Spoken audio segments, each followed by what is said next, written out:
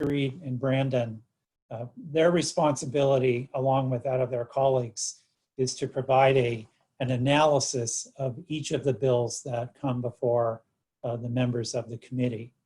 And as you may know, as we go through the budget process each year, there are also quite a few policy issues that are discussed in the context of the budget deliberations, and they would also play a part in those conversations as the budget is being negotiated and going through the process.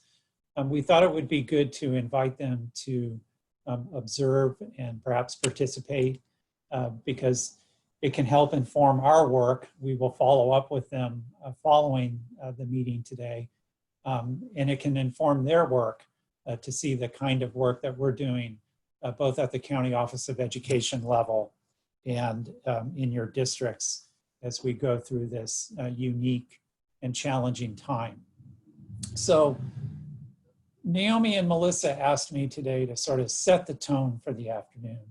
So the first thing that I just need to get out of the way, and Brian, if you could go to the next slide, is that this heat wave is ridiculous. I know that some of you, Mike Barney, for example, actually live in the desert.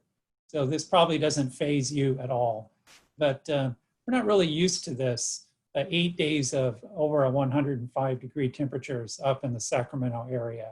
So the sooner that we can get past this, the better. So that is getting my venting out of the way. This picture that you see on this slide, this is my neighbor, Carolina.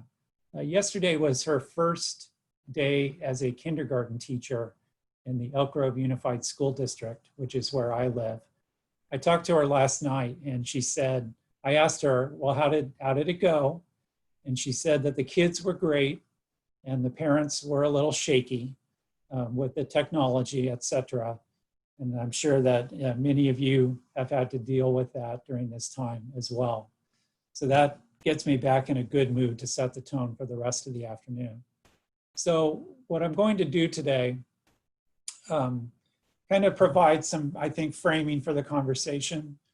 This is also good news, and I think Brandon and Marguerite would both agree that we have 17 days left in the legislative session.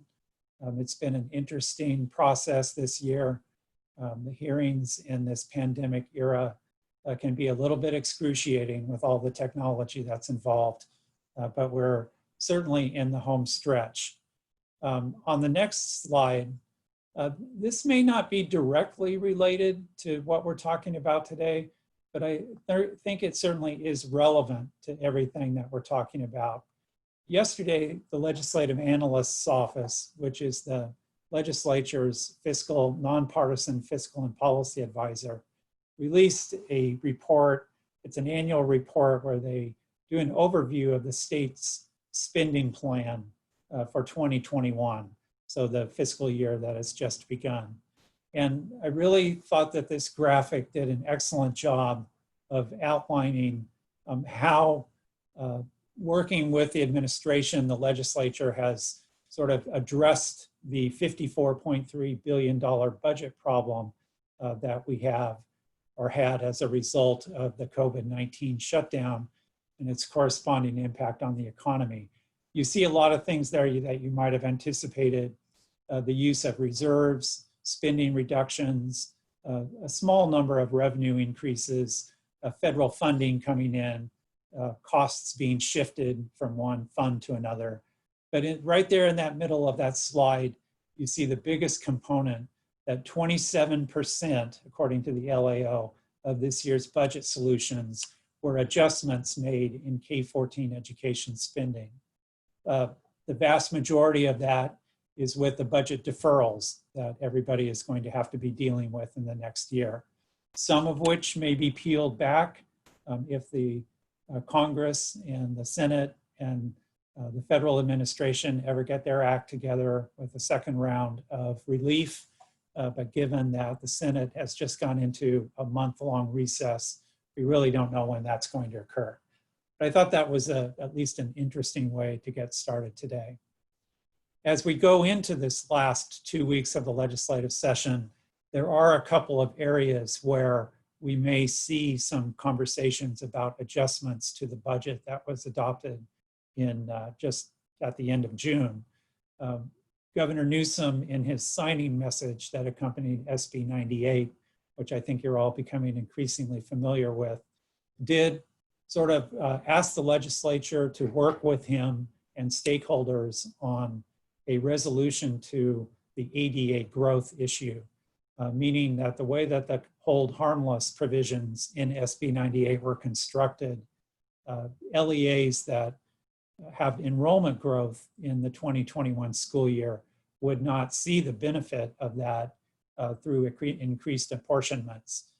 Based on some early draft language that we've seen this week from the Department of Finance, it appears that the solution will be, or could be, somewhat narrow in that districts, charter schools, other LEAs that had planned for increased enrollment in their budgets that they adopted in June would be eligible to receive additional funding for that. But I know if you ask your fiscal teams, some of whom may be in the meeting today, projecting enrollment in this year was particularly difficult. And I know that many districts went with rather conservative projections in June, which may put them at a disadvantage if that is indeed the solution to that issue. And then there has been a lot of conversation both at the state and the federal level about extending the deadline for the coronavirus relief fund portion of the learning loss mitigation funding. That is in one of the bills that has been discussed at the federal level. And we have heard from the Department of Finance that they are amenable to making that change if it does come through in the next relief package from Congress. And then there is a small amount of state general fund in the LLMF, and Finance has also indicated that they're amenable to pushing back that December 30th deadline for that amount, which will certainly release some of the pressure and the anxiety around the need to spend those funds that quickly. So what I'm going to do now, moving on to the next set of slides, I think everybody is probably drowning right now in FAQs as CDE has done their best to try to catch up with all of the various issues that are addressed, not just in SB 98, but in other areas of the state budget, and just a lot of things going on right now.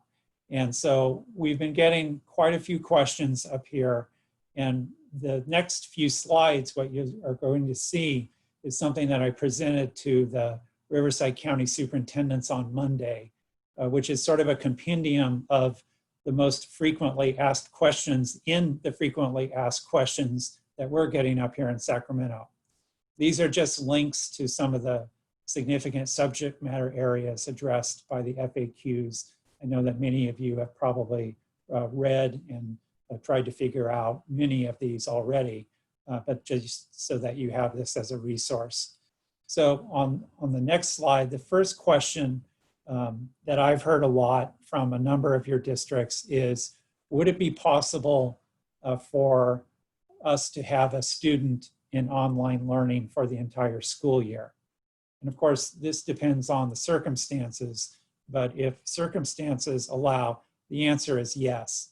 There is the language in the SB 98 and in the FAQ that distance learning must be offered for medically fragile, at-risk students or students that would be self-quarantining because of potential exposure to COVID-19.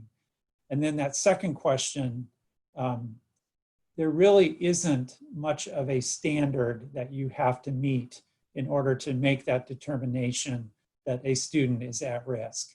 So if a parent were to indicate to you that in their view, for whatever reason, a health reason or exposure, that they felt that their child was at risk, there is no requirement for you to verify or make that determination that it meets a specific standard or requires documentation. So that is something that I think is going to become increasingly prevalent the longer that we are in this distance learning environment and depending on where the case numbers go. The next question that we've heard a lot has to do with independent study.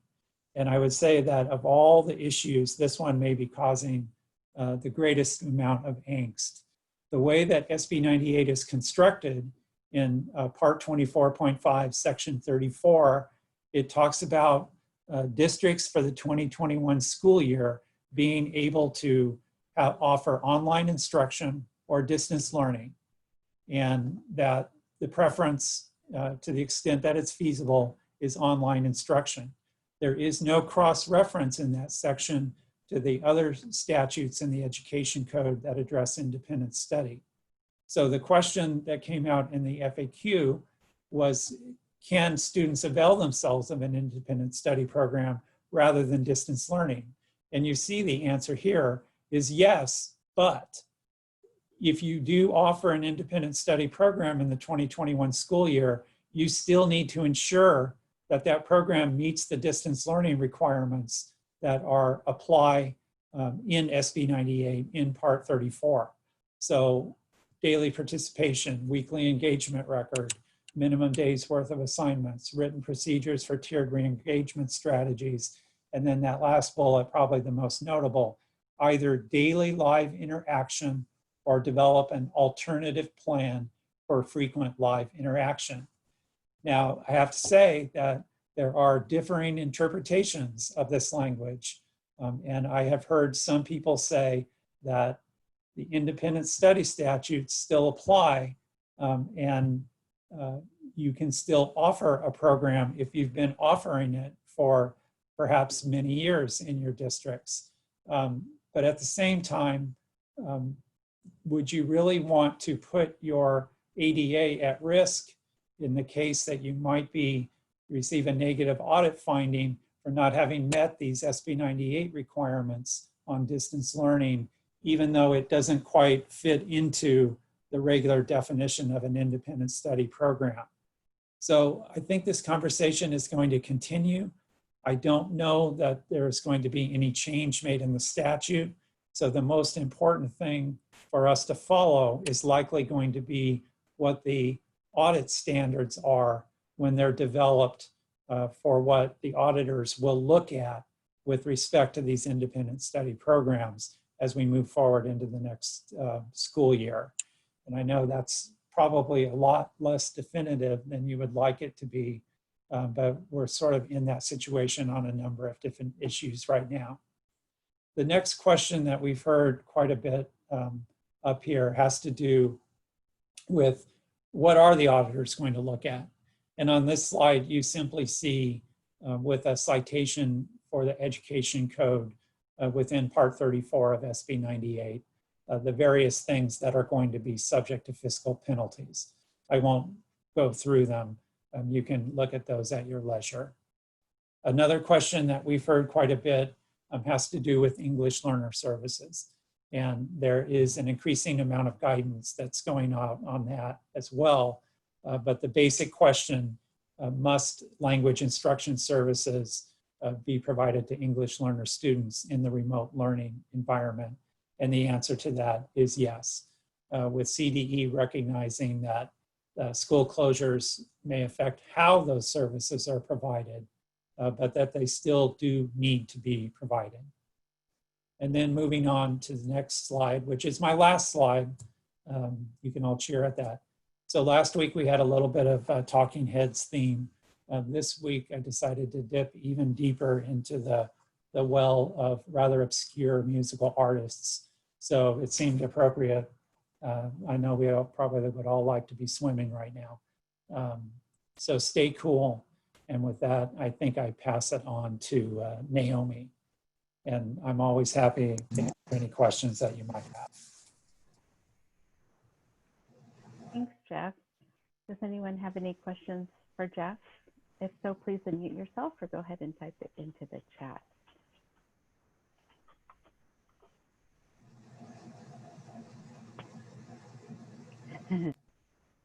Matt wants to know, which lake did you visit, Jeff?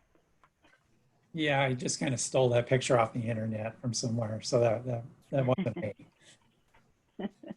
Thank you. I always appreciate your connection to music. and lyrics. You have such a vast knowledge.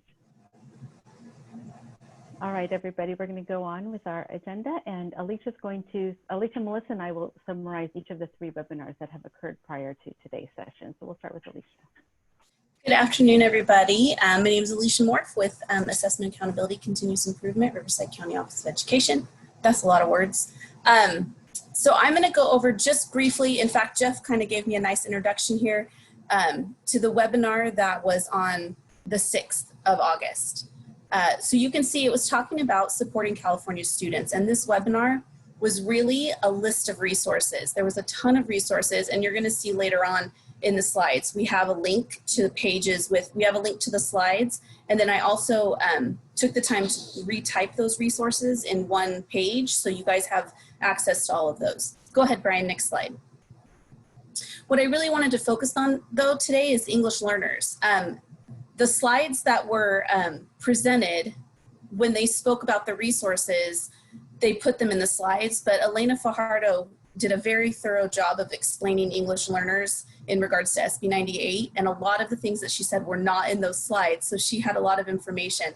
So a couple things that she pointed out, and I'm literally going to take 5 minutes. One was for your general information section, something you might want to consider is putting some strategies in there that you're considering for supporting ELs, such as online dictionaries, translations, giving extra time on assignments. Go ahead, Brian. In the stakeholder engagement section, she really talked a lot about creating systems, and you need to create those systems where you can address questions from families, creating systems where you're contacting parents in a reasonable amount of time so that you're not, having parents wait, which I know is crazy right now. We've started school and there's a lot going on. So, but just making sure that you're getting back to parents in their language so that they can ask their questions and you can engage them as much as possible in what's going on in your district. Go ahead, Brian. This one talks about designated and integrated. And I know in the LCAP instructions and in the template, it doesn't actually say you have to list what you're doing for designated and integrated, but a best practice is going to be to list what are you doing for your designated and integrated ELD. These are still requirements, as Jeff said, so behoove you to put them in there. Remember, your stakeholders are who are going to see this. So we want to make sure that we have all of that information in there. And then the last one, this one, mental health and social emotional well-being. I just thought this was an interesting slide.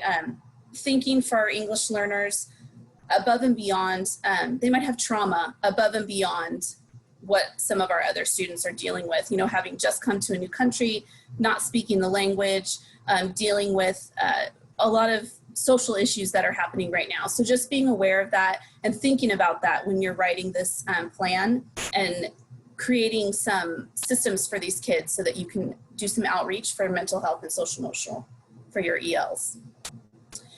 This is I believe it's a hot link, and if not, it is in there later. Link to the form that I created, the page I created that has all of the links on there. And I broke them up by English learners, students with disabilities, homeless, foster youth. So you can go through and see all of the links that the CDE provided. And I believe that's it. Does anybody have any questions?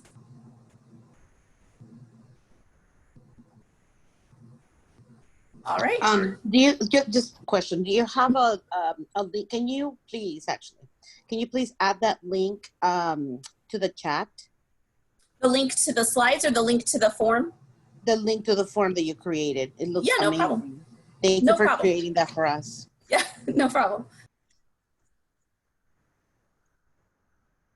All right, thank you, Alicia. This is Melissa Bazanos. I'm the Executive Director of the Assessment Accountability Continuous Improvement Unit.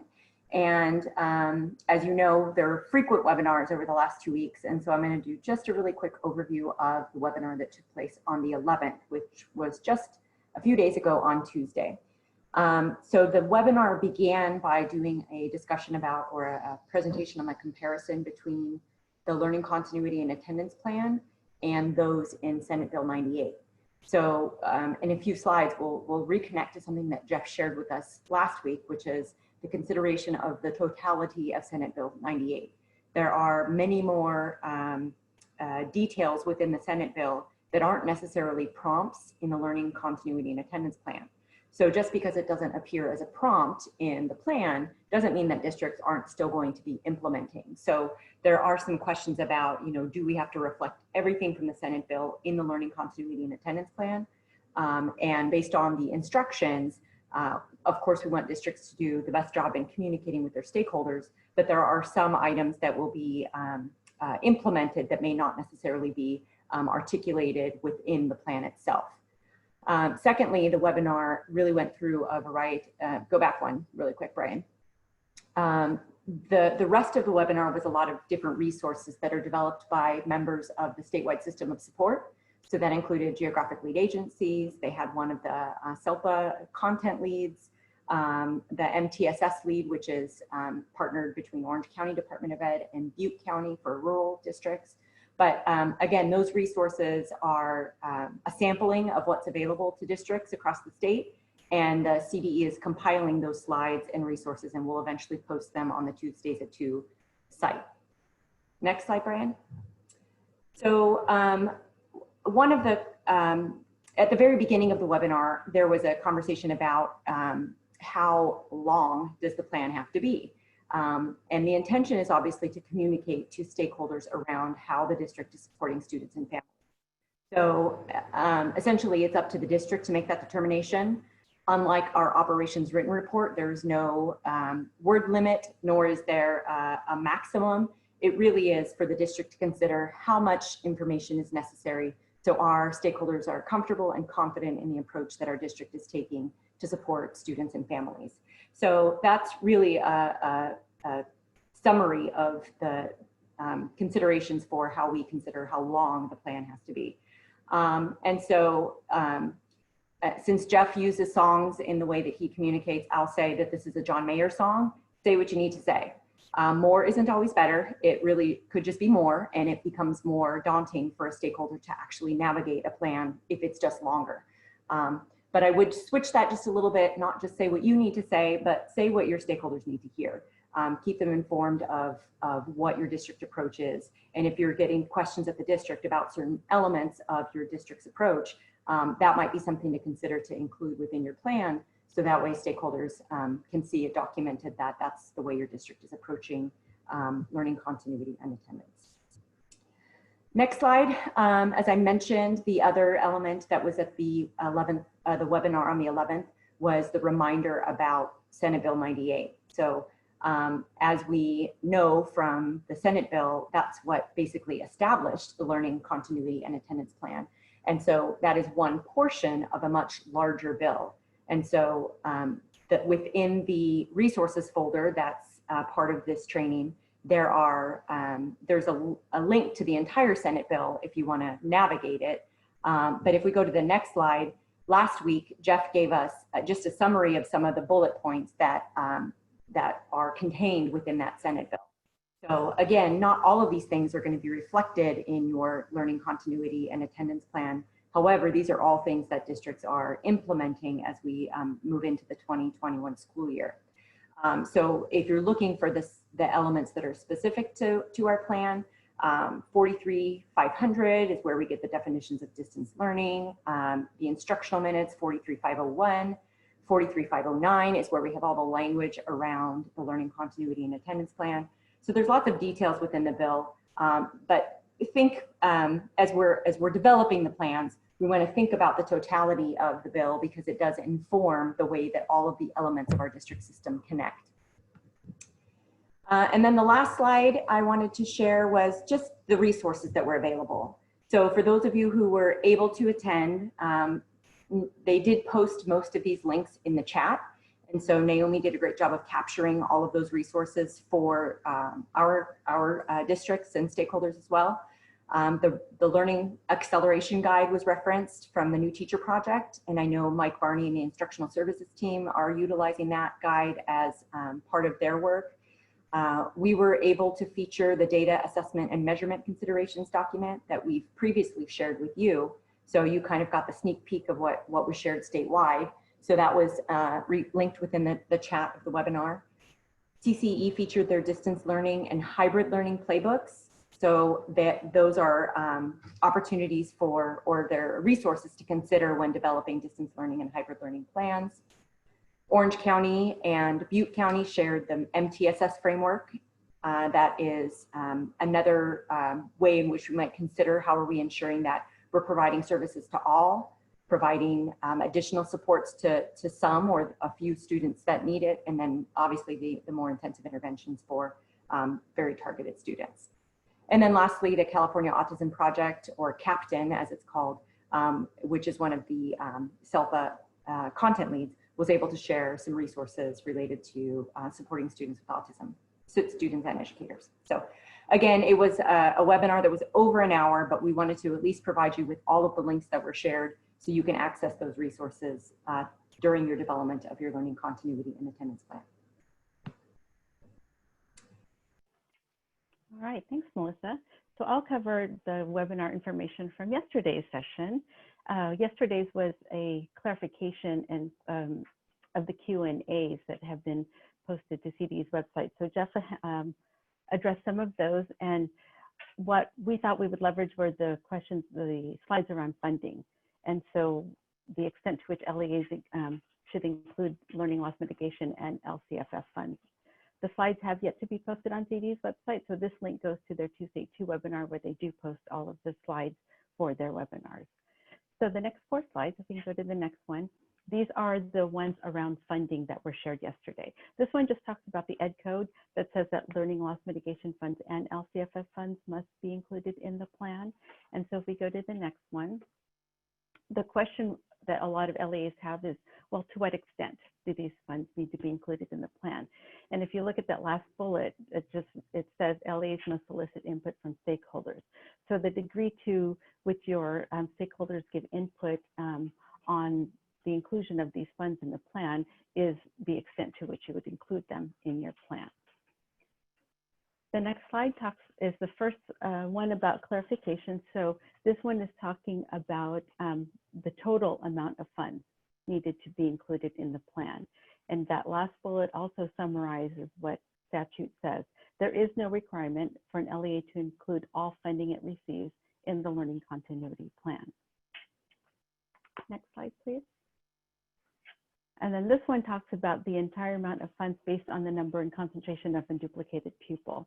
Again, people are wondering, well, do we have to include all of our SNC funds to show that we are meeting our MPP and II and improved service requirements? And the answer is no. The statute requires that you describe how funding is used, but you don't have to enumerate actions or have all of those actions or funds in the plan. And then finally, that is the last slide. So those are the clarifications that they provided around funding. We will go into clarification of how to respond to the increased improved service prompts later on when James from District Fiscal Services presents. Right now, I will hand the baton off to Brian. Good afternoon, everyone. My name is Brian Wood. I'm also with the Assessment Accountability Continuous Improvement Unit. They gave me 2 jobs today. One is to click. So I'm doing my best to click when I think I hear a pause when someone's speaking. And the other job they gave me was to summarize about 4.5 hours of webinars in 10 minutes. So my theme song is going to be a song from Toby Keith called A Little Less Talk and a Lot More Action. So I'll see if I can get through this here in my time. So FCMAT and the LA County Office of Education has been co-hosting a webinar series. They've had 3 sessions. There are 2 more to come. They are still taking registration. So I included the Zoom registration link if you would like to sit in on the last 2 here this coming Monday and following Thursday. But they are posting all of the materials publicly. I put the link on the slide. They had the recordings of the first 2 webinars up as of yesterday. I would assume the third to be up shortly. So I would refer you to their materials. They're obviously going to be a lot more in-depth than what I can get into in these couple of slides. These resources are really diving into the details around attendance, the weekly engagement record that everyone's required to do during distance learning. And yesterday was all the different student information systems presenting on really how that will look like in their individual systems. So I would really encourage if the folks in your LEAs who are responsible for attendance, perhaps like your CWA folks, student services, they would be a great audience to go in and view these materials and take a look and see what they have. So the first document I want to share, and there is a link here on this slide, is they kind of talked about, sometimes we use these words interchangeably, attendance, participation, engagement, but those mean very different things in the context of SB 98. So that document will kind of dive into that a little bit and link to the exact language in SB 98. I'm going to talk about a couple of them here in the context of what you need to be thinking about as we're all launching distance learning. So the first thing to know is, just like any other year, everyone is required to take attendance. And the reason why this is something to be really thoughtful about is because we all know last year in the emergency, they removed the requirement to take attendance, and you did not have to actually account for who is participating in distance learning. That is obviously 100% turned around at this point. So everyone is required to take attendance daily, just like you always have. The other thing to note is that marking a child excused or unexcused, nothing in SB 98 touched those definitions. So, yeah, you still should be keeping track of that in your student information system, just like you always would. They did point out that if you look at the education code that's listed there, there is a particular section that talks about administrative discretion for excused absences.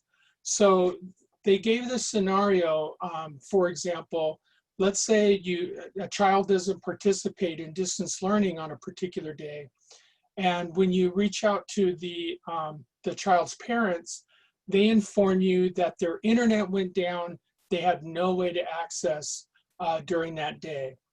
Well, that might be an example of something, in a normal year, you may not take that as a particular excuse, if you will, but because of they weren't able to participate in distance learning because of something beyond their control, you might consider granting that administrative exemption and coding that as an excused absence.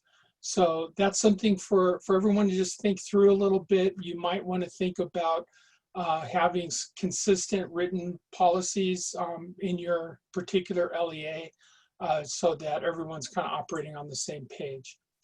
The other thing to remember when it comes to attendance is what SB 98 requires is daily participation. There are some different definitions on what that means. I'll get into a little more here in another slide. But if a student participates in any way in a day, they are present. So again, I would relate it to a regular school year. You know that typically students are scheduled to be at school, say, for 6 hours. But if that child shows up to school for 1 minute of the day, they are still counted present for that day. They don't have to attend the entire day to be counted as present. So, so the same thing in the distance learning environment. If the child attends for a part of the day or comes to the live instruction but doesn't do the other work, or the other way around, if they don't come to the live instruction but they do other required work that is part of the minimum instructional minutes, then they should be counted as present on that day. So we'll get into that a little more detail here, but remember that the minimum instructional minutes can be satisfied by both synchronous and asynchronous instruction. So as you all know, as you're developing your instructional plans, you don't have to have kids and the teacher sitting over Zoom for the entire amount of time. It can certainly be broken up into offline activities, additional work that they do. So let's talk a little bit about participation requirements. So, participation is the level at which students are actually completing what's asked of them for that minimum instructional day. So there's a quote here from some of the language. Daily participation may include, but not limited to, participation in online activities, completion of regular assignments, completion of assessments, and even contact between employees and the pupils or parents and guardians. But it does need to be for that particular day. And you're going to see an example of that here in a moment. So this last paragraph here does kind of, to reemphasize the point, I think a lot of people originally on the FICMAT webinar, just judging by the Q&A, were kind of struggling with this point. And that is, if a child completes an assignment that was scheduled to account for part of the minimum instructional minutes for that day, they should get credit for that, for attending that day, being present for that day. And so that raises some questions on just record keeping and how you might record that. Because in the moment, say a child doesn't show up today to my class, I may mark them absent in the SIS, but Monday, when I'm reviewing what kids turned in, I discover, well, he did log in and complete the assignment on Google Classroom that I asked them to do. So in that case, I would need to go back and amend their attendance for Friday, that they were actually present that day. They get credit for that day of attendance because they completed the assignment that was assigned as part of their minimum instructional day. So I hope I didn't lose everybody there with that explanation, but I do encourage you to go into the FICMAT materials that are posted at that link, and they do a pretty good job of explaining through that. Which leads to this requirement. So this is the thing that I think a lot of LEAs at first are going to kind of struggle with to really think through this. So you do need to have what's called a weekly engagement record for every student anytime they're participating in distance learning. Now, if we get to a point at some point where kids can come back and attend in-person school for the entire school day, then this would not be required. It's required during distance learning, but it is any part of the day in distance learning would be required. So this is not the same as just marking them absent or present. What the weekly engagement record, what it's required to include is that you document both synchronous and asynchronous instruction for the whole or partial day of distance learning. You're verifying daily participation, and you're also tracking assignments. And so I have an example here I'll show you, but that's a lot to kind of take account of. I think kind of summarizing the discussion that's been happening in the FICMAT webinars is at the elementary level, this is a little more straightforward. You know, those teachers typically have a limited number of students, you know, generally no more than, 30 or 30 to 35 in the upper elementary grades, and they're teaching all the subjects, so it's a little more straightforward. I think where some districts are really kind of thinking through is what this looks like at the secondary level. Because they're, from a child perspective, they have, say, 6 different teachers. But from the teacher perspective, they have 175 to 200 students. And I think just the, the paperwork burden of asking a teacher to fill out 175 to 200 of these every week becomes problematic. And it's just a lot of paperwork and record keeping. So districts are looking for a better solution to leverage some of their technology resources to get these filled out. So so there is a sample. There's a link. This is a sample from. I meant to give credit to the organization. My apologies. It's the San Joaquin County Office of Education that created this sample. There's both a PDF and a Word version there. We were told that CDE is also working on a sample document, but they've made very clear that these samples are just that. They're examples. They're not required to use any one template. As an LEA, you are free to adopt your own template, your own record keeping methodology to meet, as long as you're meeting the requirements, you can use your own thing. So the other thing to really note under SB 98, this weekly engagement record really becomes the source document to verify attendance records. So here's the difference there. For if any of you have worked in a regular school office, you know that when parents bring in that note or they call into the school and they say, yeah, my child was sick yesterday, the attendance clerk is writing that, logging the call. All of those records get put in a file somewhere and then they're subject to the annual audit. And so what happens typically during the annual audit process is they do random sampling. They'll pull attendance records and they'll say, okay, Johnny was absent on May 14th and you marked him excused. Where's your documentation on that? So the school clerk would need to go dig through, find the right file and pull that out. And, oh yeah, we received a note on Johnny, or the mom called the next day and here's what they told me. So in the distance learning environment, this weekly engagement record is really the source document to verify that. The teacher is going to write down to get a note.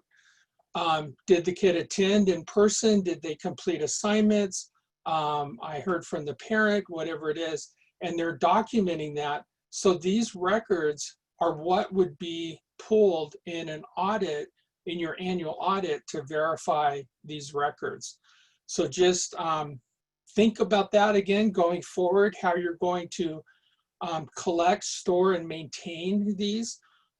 Every district out there already has a process for weekly attendance verification, whether you're printing out a PDF of the kids' attendance and sending that around and getting signature from teachers, or if you've initiated electronic attendance in your district, you've been doing that for years now. So this is kind of another level of that, how you're going to collect and maintain these records. So the question came up, and this is really what yesterday's webinars were about, is so can you do this in your student information system? So the answer is probably yes, you can, but you're going to have to work with your SIS vendor to make sure you are set up for the following. Can teachers enter comments on attendance? In most districts, ordinarily, teachers can just mark a kid absent or present, or absent or tardy. I know in my former district, that's all teachers could choose. Anything beyond that had to get put in by the attendance clerk. Well, now you do need to record. Maybe the kid attended, but they attended synchronously, they attended asynchronously, they attended both. So there's some things there that you need to think about. You probably need to broaden your universe of attendance codes, and you probably need to enable the ability for teachers to make comments on attendance. Can teachers edit previous attendance? As I just stated, if a child turns in work from the day before or 3 days before, you need to be able to go in and edit that attendance back to present, because you probably previously reported them as absent. So, so that would be another consideration. And then, but really then you need to be able to export this data out and put it into some kind of report that then teachers can sign off and verify, and you could keep those records. So that's a lot to go through. I happened to sit in yesterday on the Aries presentation, and I know that Aries in particular is working on solutions for all 3 of those bullet points. I would assume the other vendors are also, because everyone is working through this. So, so you might want to have a conversation with your student information system folks, reach out to your vendor to get more details on their solutions for this. So, so my last slide is to kind of take a look at the sample engagement record. So this is kind of as big as I can make it to fit on this slide. So on your end, you might want to make sure you're viewing in full screen mode on your end. But this is using that sample record that San Joaquin posted. And so you can see some basic information there on the student. And so you can see Monday, Tuesday, Wednesday, not too much going on there. The teacher noted that they attended online session. So they're marked, they also completed assignments. So they're marked present those 3 days. So nothing too out of the ordinary. But then you get to Thursday and you got a little more going on. So on Thursday, it noted that the teacher noted that Casey was absent, couldn't get a hold of a parent. So in the SIS, that would have been marked as an absence code. And then later, the teacher also noted that no work was completed for Thursday. So, so they continue to be absent. But they were able to talk to the parent on Friday and were able to note that the child was sick. And so that would go in then as an excused absent, just under the normal process you have. When you get to Friday, at first the teacher noted again that he didn't attend the online session. So initially, the teacher marked this child absent in the student information system. And so, but look at what's written in the second column. It says, later in the day, that Casey submitted Wednesday's assignment and took the online quiz that was scheduled for Friday, but failed. So even though that originally on Friday marked absent, because he wasn't at the online session, because he did the quiz that was scheduled for Friday as part of the required minimum minutes, the instructional school day, in that case, he actually gets to count as present for Friday. So, so you would need some ability to go back, whether it's the teacher doing it or office staff, to go back and change that attendance code into a present code. And so this speaks to what you need to think about if you're going to implement this in your student information system, is how you would track all this information. So,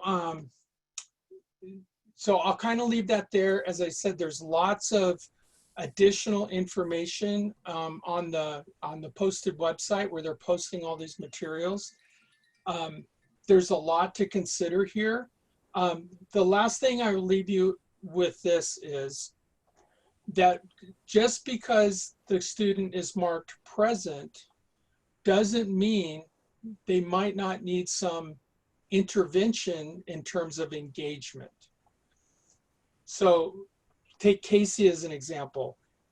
Even on Friday, he he did some work, he turned in a quiz, but that's not necessarily fully participating. So even though he counts as present, and if I saw this pattern continue with Casey, whether I'm the teacher or maybe I'm the counselor at the school or someone in the student services office that's gonna be there to support students, I might need to think about reaching out to Casey and his family to try and re-engage him more fully into online instruction.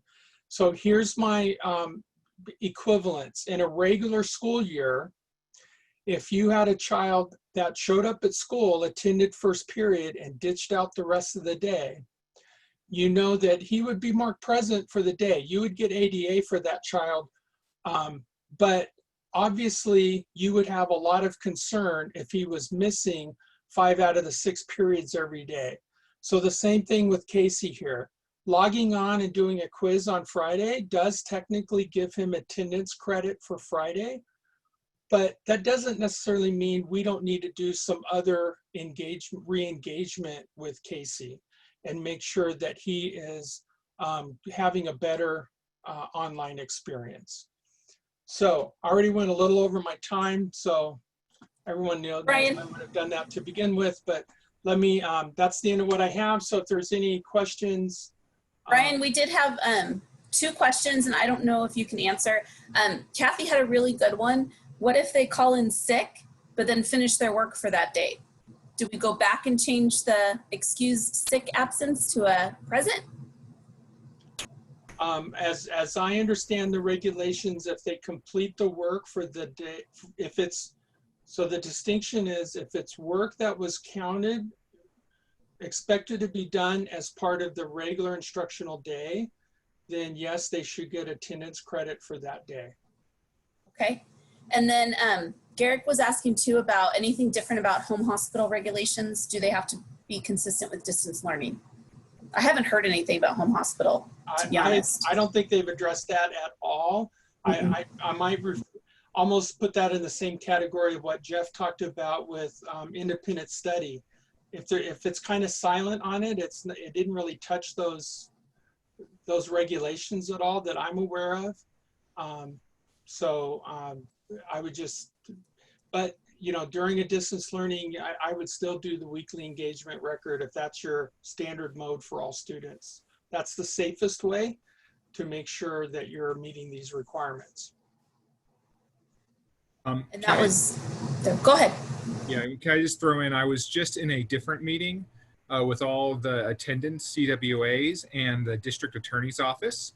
And as those attorneys are commonly interested in doing, there's some statutory language in terms of what may be counted as attendance versus shall be marked absent. And so there was a pretty vigorous discussion around whether statute actually does allow you to go back and give credit. And so I know that CD has come out with some clarification. So just know that these conversations are still ongoing, and the statute doesn't explicitly, you know, like as far as that conversation went with the district attorney's office, which is on the SARP end of things. So it's evolving by the day, I guess is what I want to add. So you can keep having these conversations internally, and you know, the difference between attendance for chronic absenteeism is also an important consideration versus for some of the other ways in which this data is used. Yeah, it might be a situation of kind of unintended consequences where they wasn't quite thought through all the tentacles of school attendance that exist all over the place, and how maybe changing one thing doesn't always change others, and it just can cause confusion and additional problems. Do we need to report tardies? I don't think so, right? No, I mean, I don't know. And that's, I mean, tardies now under normal, I mean, I guess if they're tardy more than 30 minutes, you count that for SAR, but in terms of ADA attendance, tardies don't mean anything. It's just more for your internal record keeping to track maybe where issues might arise, but you never report tardies to CDE or anything. That's it from the chat. All right, thank you. All right, thanks, Brian. If you go to the next slide, we'll go ahead and take a stretch break and come back at 3:05. See you in 6 minutes.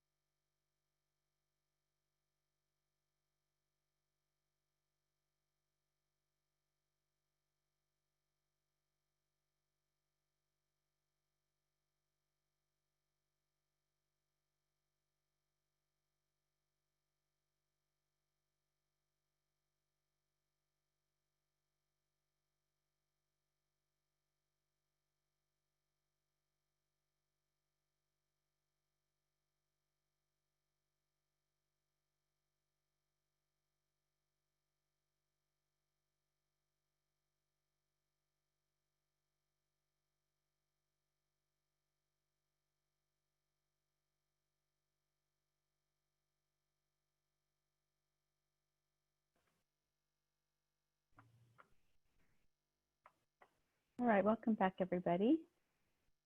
We'll go ahead and get started with James and fiscal updates. Perfect. So I didn't know we were doing songs today, but luckily someone suggested that my song should be Mo Money, Mo Problems by Notorious B.I.G. And I believe it was Puff Daddy at the time. So that's going to be my song for today, with talking about some of the funding sources here and then getting into some questions that have come up a few times I think will be good to address. And then we'll shift over to talking about the increased or improved sections a little bit with some help from AACI. So I'm James Whittington, Executive Director, District Fiscal Services. CASBO and FCMAT put out a really good webinar about all the different buckets of money. So instead of trying to recreate anything, we've just provided as a resource for you guys here. As you recall, there's been SB 117, there's been the ESSER funds, there's been the learning loss mitigation funds, which are part of Prop 98, all different buckets of funding in response to the COVID pandemic. And even within those different buckets of funding, there's different sub buckets and umbrellas and all that. So all that to say, with the learning loss mitigation dollars, there's multiple different allocation methods, but at this point, I think it's pretty clear that we should focus on, at least for the learning continuity attendance plan, how that money's being spent. So it's a little bit of a backwards thinking, I think, from how we've done allocations previously. So I just think that's a good reference point. In the learning continuity attendance plan, we're writing the plan based on these prompts rather than the funding. So it's kind of going the opposite direction. So I'm gonna click ahead, Brian. So some of the questions that have come up multiple times that we were hoping to address with the greater group here, since they've come up individually a few times. Does the learning continuity plan have to incorporate all of the learning loss mitigation funds? And the answer to that question is no, but it might. So the learning loss mitigation funds should be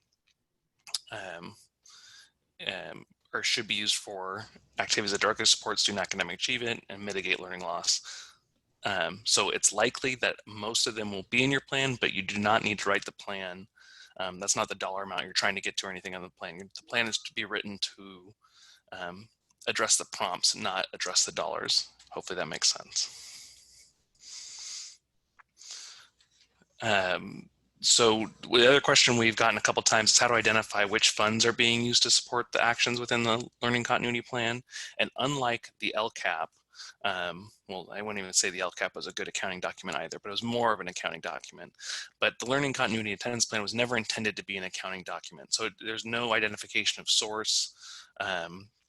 All the learning continuity attendance plan has you do is identify how much things are going to cost. So it's important that you work with your fiscal team on how much those costs are going to be, even if it's a ballpark estimate at this point.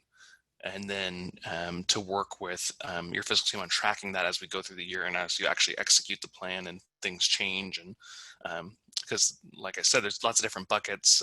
As Jeff said at the beginning, some of those timelines are tighter and may change. So things might move around a little bit as we move through the year and as the legislation change and some of the spending deadlines change. So obviously everyone wants to use the most restrictive funds first. So it is expected that things will change as we go through the year, which is a nice thing because you won't have identified which dollars are being spent, but you'll have to do some internal tracking to make sure you guys keep tabs on it. The other question we've gotten quite a bit is, does the increase or improve services section need to have the correlating actions in the sections above it within the learning continuity plan? So again, no, but it could. And so the increase or improve section, increase or improve services section should describe how actions that are marked in the learning continuity attendance plan that are provided on a district-wide or school-wide basis, how they're principally directed towards meeting the needs of those unduplicated pupil students. So it's possible that you have all of them in there, but it's also possible that you wouldn't have them all in there. And that's why there's the second prompt in the increase or improve service section that allows you to talk about anything else you're doing for your unduplicated pupil student population that would increase or improve.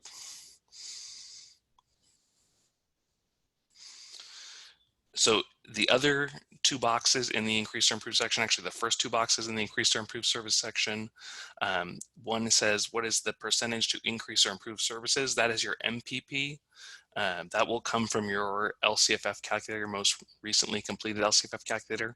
Our fiscal team has been gathering that as we've been doing our budget and 45-day budget revision reviews. And so we'll share that with you guys hopefully early next week. We're missing a few of them. But of course, once we even provide that out, it'd be best to double check with your fiscal team. And if you don't want to wait for us, obviously you can reach out to your fiscal team, and it's very similar to the LCAP. The next box is labeled increased apportionment based on the enrollment of foster youth English learner and low-income students, which is a very long-winded way of saying your supplemental and concentration funding, which is also in your calculator. So both of them come from the same portion of the LCFF workbook, same tab, the LCAP tab. You can pull both those pieces of information for 2021.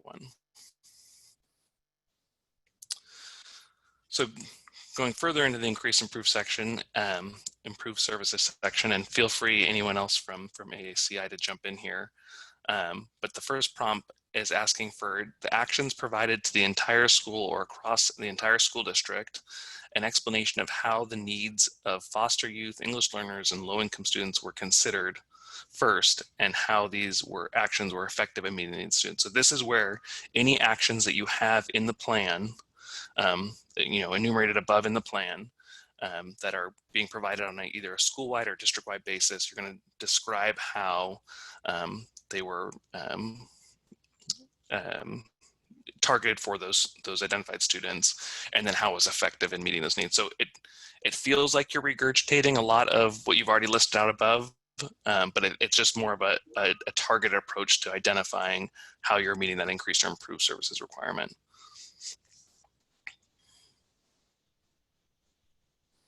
And then the box below that is a description of how services for foster youth, English learner, and low-income students are being increased or improved by the percentage required. And this is where you can talk about things that you haven't had the opportunity anywhere else in the learning continuity attendance plan to talk about. In broad strokes, it doesn't need to be specific. You can go goal by goal if you want, and a lot of different approaches in this section, but anything you haven't talked about thus far in your plan that is allowing you to meet your increased or improved service section. So any of your supplemental concentration actions you had from last year that you're continuing that don't meet some of the distance learning categories, you could describe in this section. Anything else from the group on those areas that I missed or misspoke on? You did great, James. Thank you. Any questions for James on or any of us on the increased or improved services section?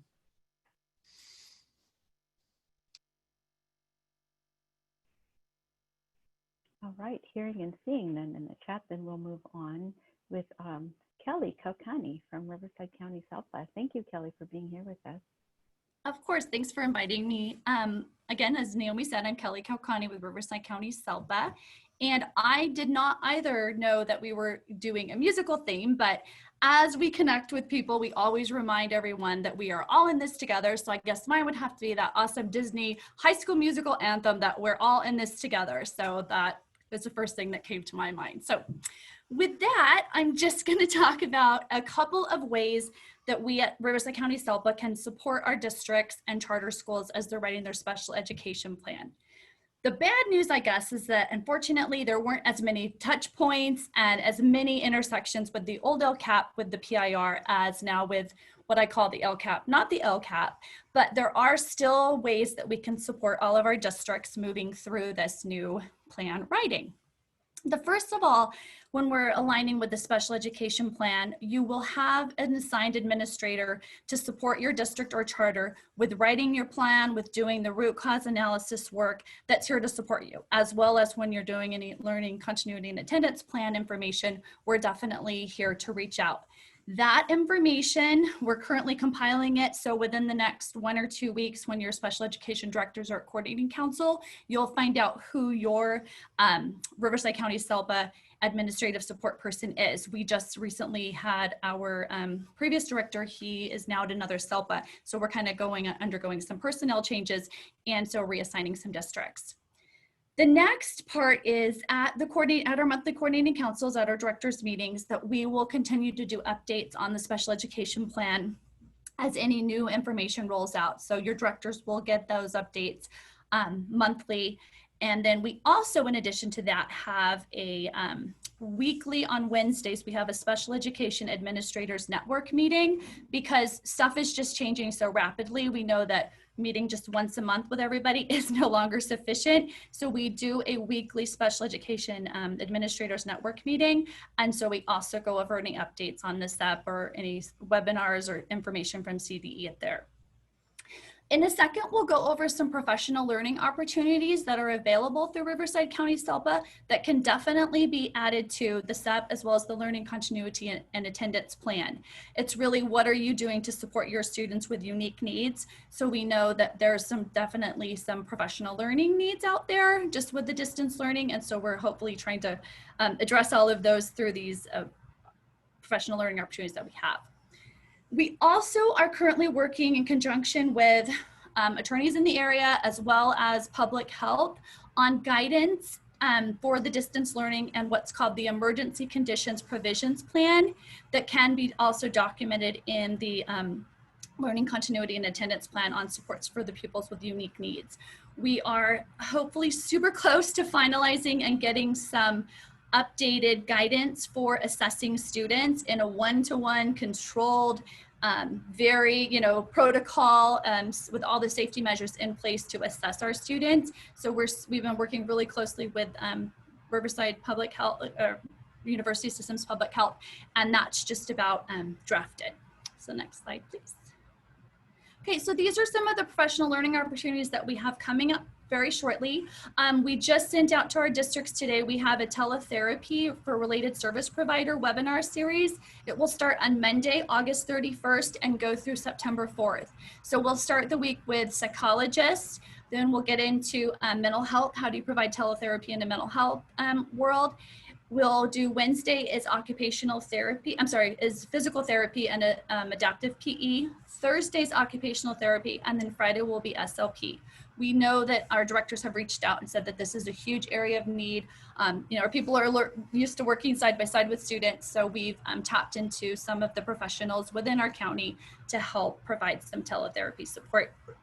And then we will have our third session of Special Educator Boot Camp the week of September 14th to the 18th. We just finished 2 weeks the week prior, and we had just under 200 people register. So this is great for teachers, related service providers, anybody. We go over high leverage practices in a virtual setting, some communication, as well as what a virtual IEP meeting would look like. So these are all the areas that are there to support your staff. And then I mentioned just before, we have our weekly special education administrators network meetings. They're not just for directors, they're open to anyone that serves in the special education department or wants to hear more information on hot topics and updates. And then we also have our program support roundtable that meets every other month. I'm going to drop in the chat our Riverside County SELPA website, as well as our System Improvement Lead website, our statewide grant that we're involved in. There are distance learning resources on the systemimprovement.org. If you click on the sticker on the home page, it says resources for distance learning. There are parent modules that our improvement facilitators worked with our other 2 grant partners on for parents on how to support their students in a virtual setting, as well as their slide decks that can be accessed for your educators. The parent modules are recorded. The slide decks are available that you can certainly use, share out with your teachers as well.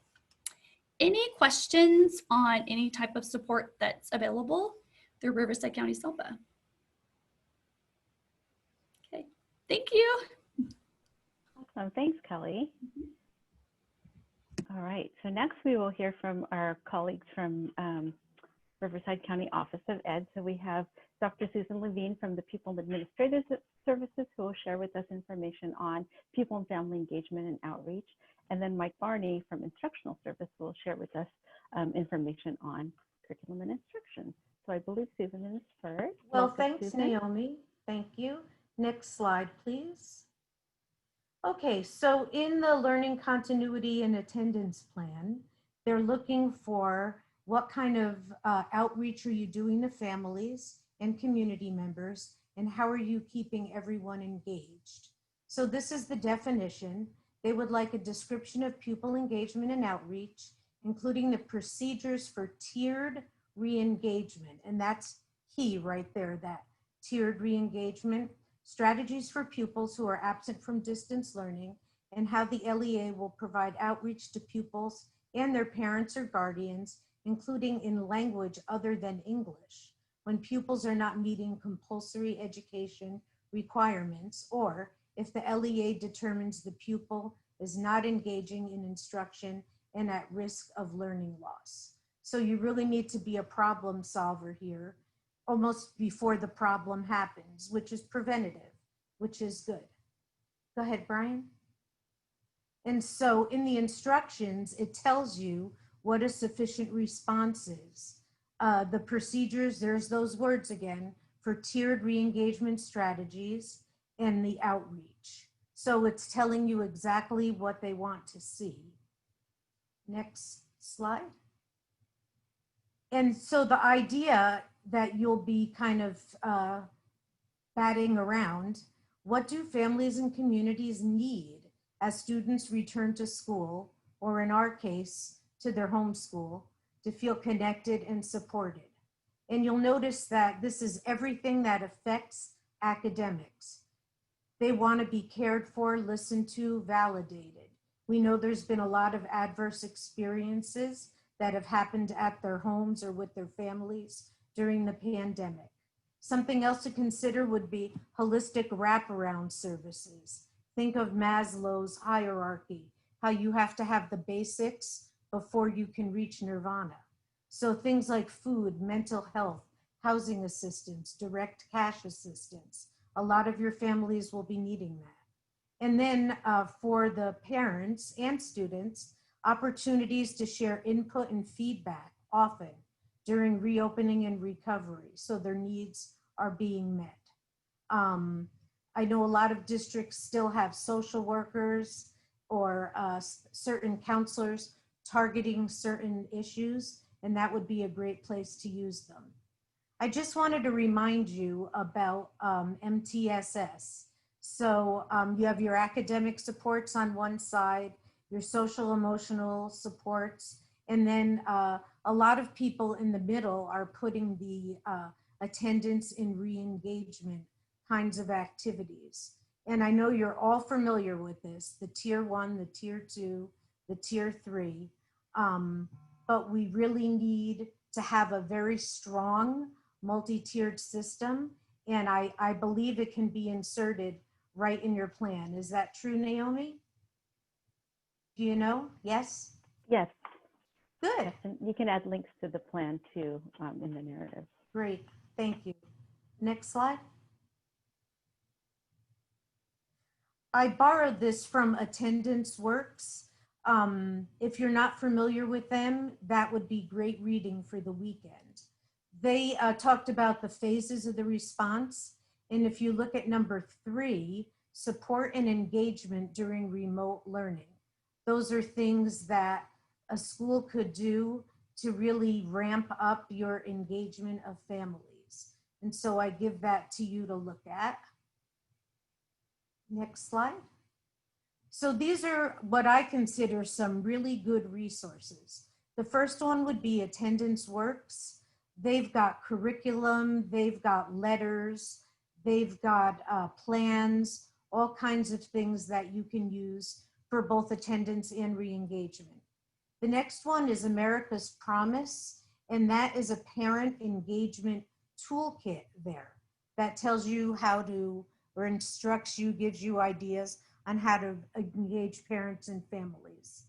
Then I don't know if you've heard of the Heckinger report. Here, this is, I wrote myself a note. It covers innovation and inequality during the pandemic. That was an interesting article, more like a report, and talked about engagement. And then this last one is a toolkit for engaging families by the Regional Education Lab Project. And that was a very good article as well. So I give you some of those because you might not have had parent engagement or family engagement in your LCAP, or maybe you did. But if you're looking for some good references, they are here and also on the next slide, the last one. Brian, can you click on that? These are trainings out of Pupil and Administrative Services for 2021. And we've really got our offerings in a great place. Thanks to Kathy and Teresa in my unit, but you'll see the topic, pupil and family engagement and outreach. And then we have the description and any cost. And yeah, that's perfect, Brian. If you could just slowly go through, we will see that you get, this will be part of their Google folder, right, Naomi? So that'll all be there, and it'll go on to other topics. Many of them are, there's mental wellness trainings and the tiers. And so we have about 11 or 12 pages worth of professional development that we'll be doing. And in any way, if we can help you with your plan, let us know. And I give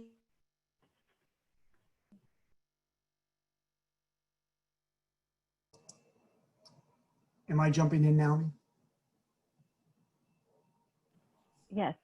Sorry about that, Susan. I must have hit a button. I didn't mean to cut you off.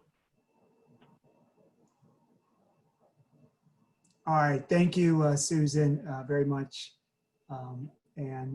She is a great resource. Certainly, we go to her all the time. Her team for SEL, so social emotional learning, and PBIS, of course, with Stefan doing the cultural responsive work that he does also. And then, of course, the after school stuff that Allison does. So thank you very much. My name is Mike Barney. I'm Executive Director of Instructional Services. So most of you know that it's my team that does more of the academic side of that. And on that slide, I did add my email address on this slide. So if you do need to contact me and would like to get on the mailing list, my email list for instructional focused, I don't send out too many emails, and my subject line usually tells you exactly what the email is all about.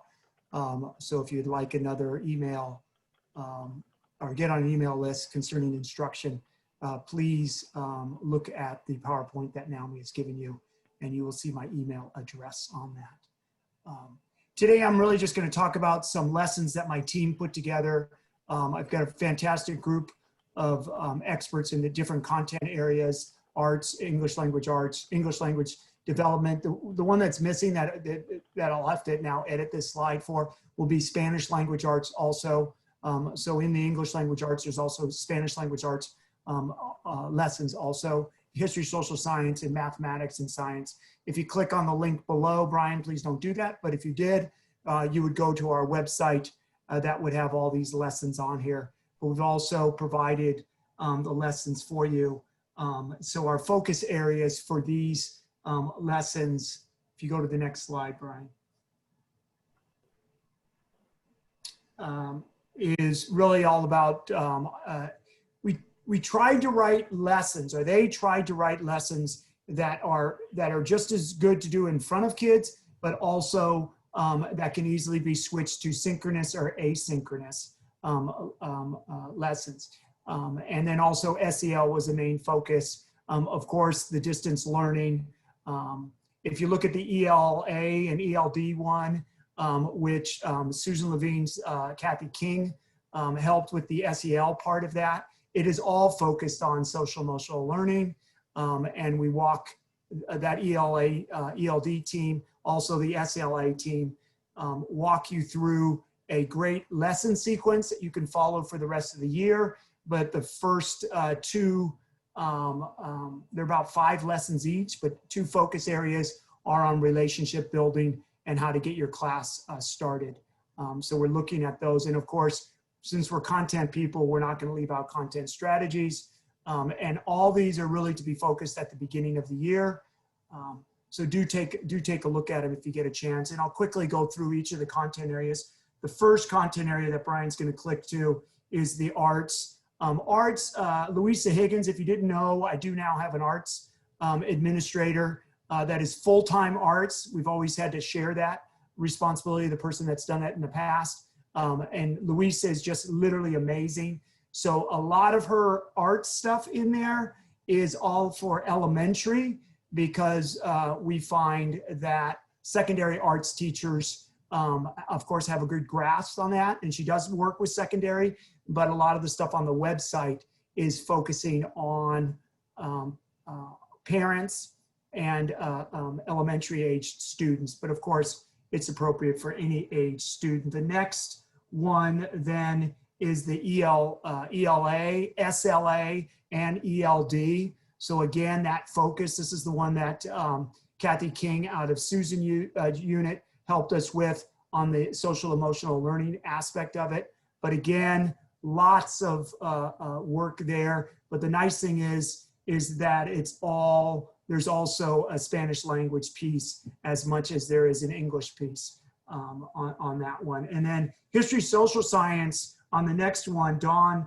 Powell, my history, social science administrator, he did a great job. So it's only 4th through 12th grade, but the focus is on the rules that each of those grade levels focus on. So for California, of course, it's the California Constitution. There's an equity piece that Don put in there that talks about who were the marginalized citizens when those constitutions or when those rules were created, and how are we going to make sure we don't create rules that marginalize our friends inside our classroom. So Don did a good job of talking about some key history, social science content, but tying it back to the classroom as students and teachers make rules for their own classrooms. And then the next one is math. Math did TK 12, some great stuff. They actually broke their lessons into synchronous and asynchronous. So again, some great stuff there also.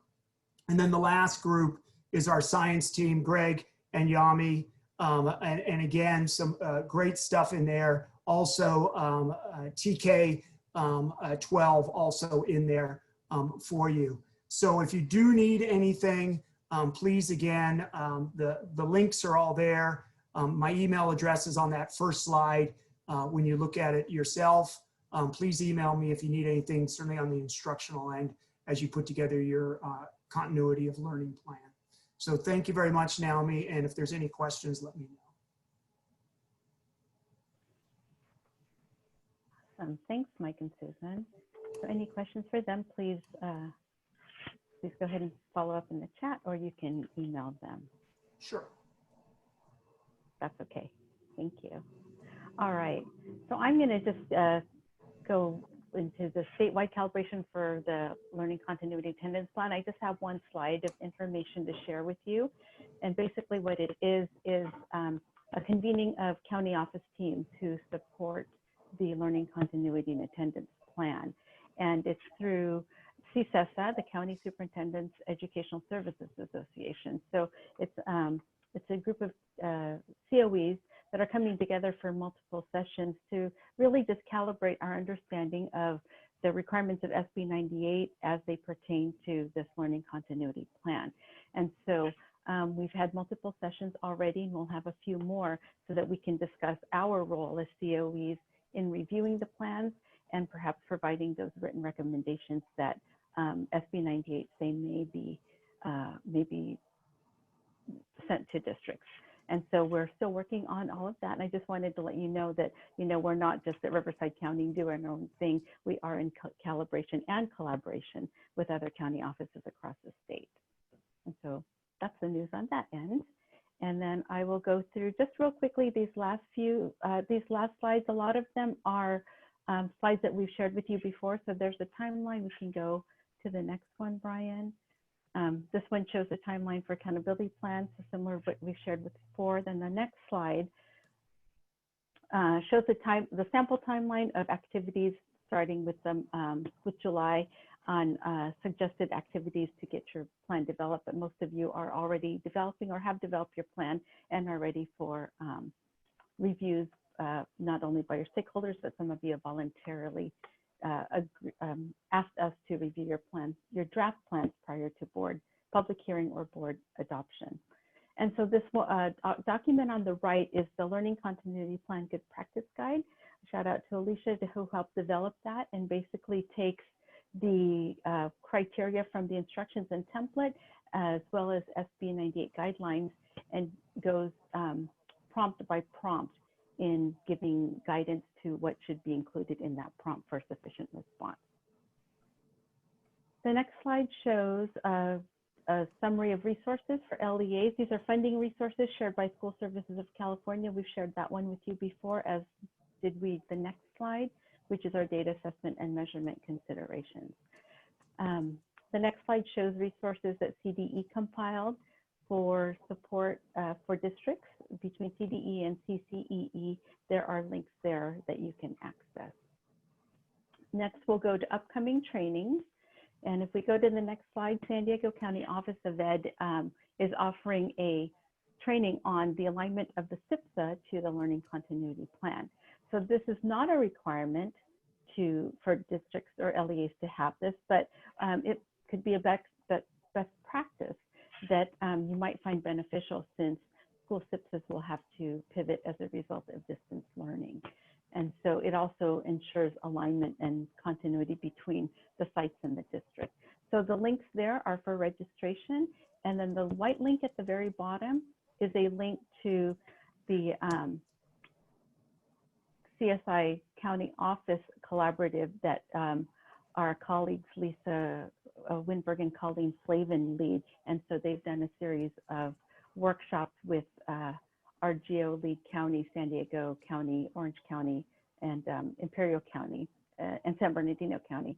I think I included everybody. They've done a magnificent job leading that work. And so this is a link to the most recent webinar that they held. And okay, so this slide shows our support. So our next meeting is our office hours at 2 p.m. next Friday.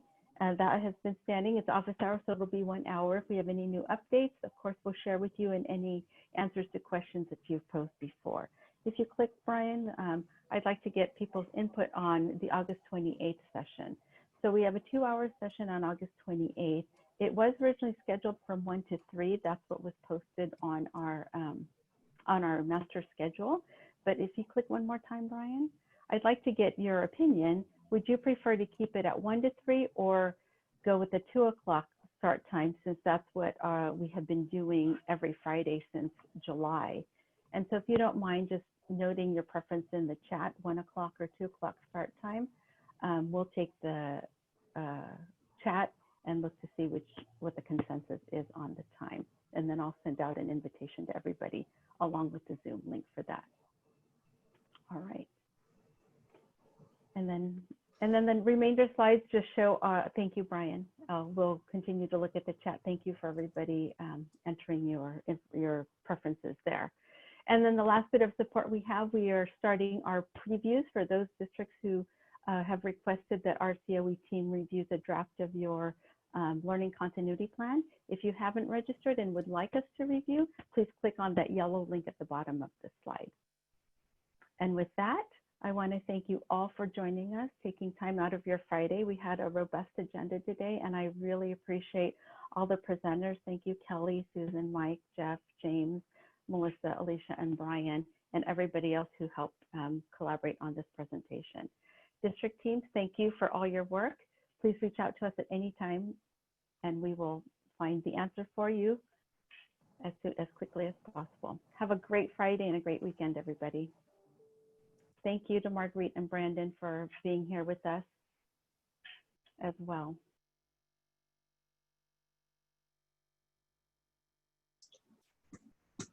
We can pause for a minute if there's anybody that has a quick question that we haven't answered or any other comments. Feel free to either unmute or post in the chat.